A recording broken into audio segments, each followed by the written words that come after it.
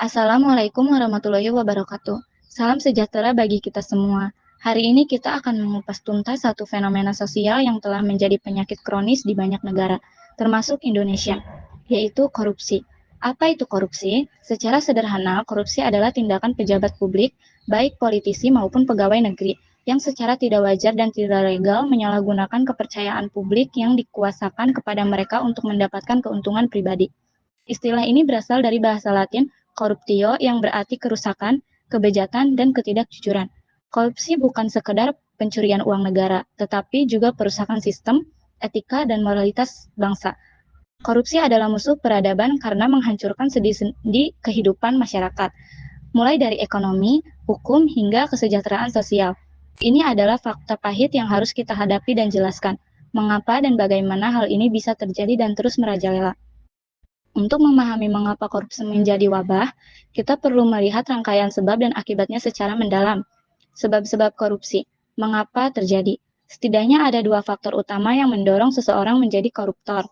Pertama, faktor internal.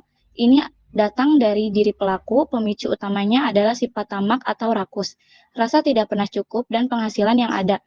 Ditambah dengan gaya hidup yang konsumtif dan hedonis, mendorong individu untuk mencari jalan pintas, mengambil apa yang bukan haknya.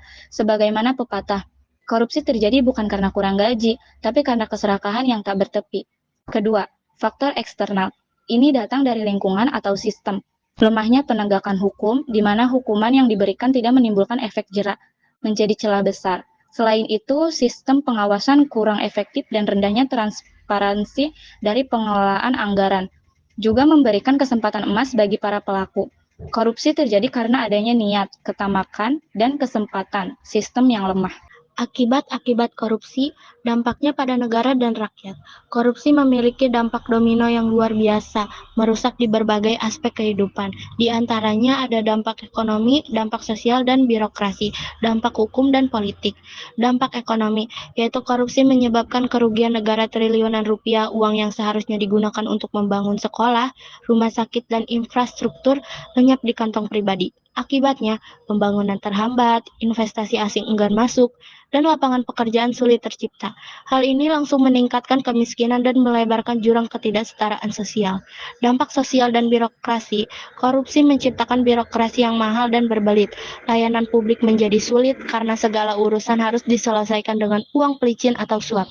Pendidikan dan kesehatan yang seharusnya menjadi hak dasar menjadi komoditas yang hanya bisa diakses oleh mereka yang punya uang. Kepercayaan masyarakat terhadap pemerintah pun runtuh. Dampak hukum dan politik, korupsi merusak tatanan hukum. Para koruptor dapat membeli keadilan sehingga hukum tajam ke bawah tetapi tumpul ke atas.